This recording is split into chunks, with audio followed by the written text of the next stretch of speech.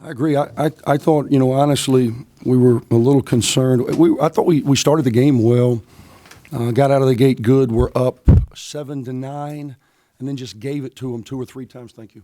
Gave it to them 2 or 3 times in a row off pressure. One time the ball just goes right through Newby's hands.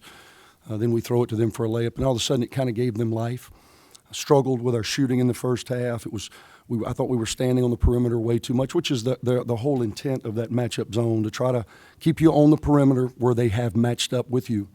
Second half, I thought we did a much better job of attacking, putting pressure on the rim. If we would have finished a little higher percentage, which is unusual, Moody usually finishes all of those. And I couldn't tell if there was contact or not.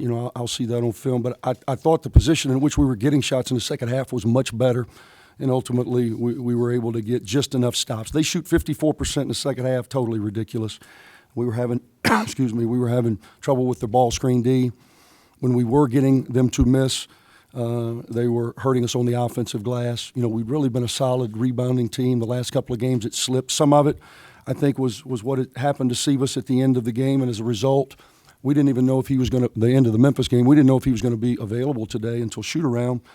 And so I tried to ease him into the rotation, and usually with him in there, we're a little more solid on the glass. But listen, at the end of the day, they don't say how, they say how many. So, we'll take our 7th in a row, and I'm just glad that we were able to close out Tad on the right note.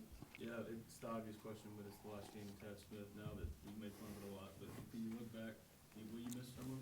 Well, I miss the fact that we've won 80% of our games in here. I will miss that. I hope that transfers over. It's not a bad number.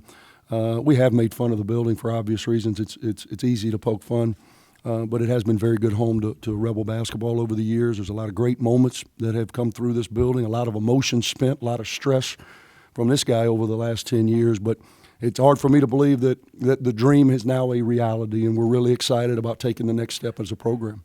What will that be like for you to walk into that new building, not only to see it, but to coach in it? Everybody likes new things. When we walked in the FedEx Forum, we went over the night before so we could get shots, and we walked in the front.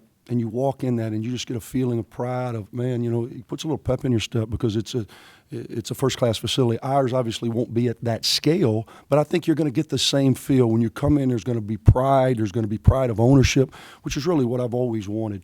I'm really appreciative of the fans coming out today and giving us support, giving us energy, without which I'm not sure we could have gotten to number 10 at this point in the season. And my hope is that energy will carry over into the new place. For the first time, we've created a game day experience that we've never been able to provide before in basketball. We have it in football, we have it in baseball, we have it in the other sports, but now we have it in basketball, and I know Rebel Nation is going to take ownership of that. When you were leaving Charleston, did you think this team would be 10-2? I try just to stay in the moment. I preach that, and so I try to live it with the team, honestly.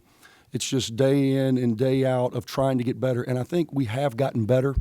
We've certainly now solidified Stephen Moody as our point guard. This is not some temporary fix. He's what we're going to do. Our rotations are starting to become more solid. Dante Fitzpatrick, I was able to play him a little bit early. He's a guy that's going to help us in a number of ways. It was good to see Terry Brutus moving without limping, being athletic, which gives us another body on the front line.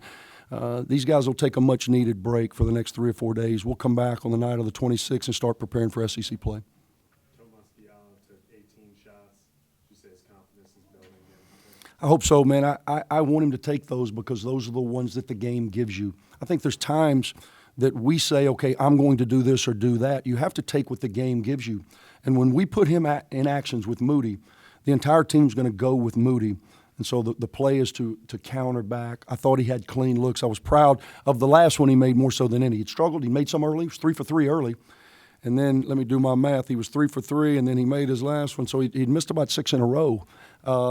Therefore, it would have been easy for him just to pass up that shot. But he didn't. He knocked down a huge 3, which I think from that point forward we got momentum. Anything else?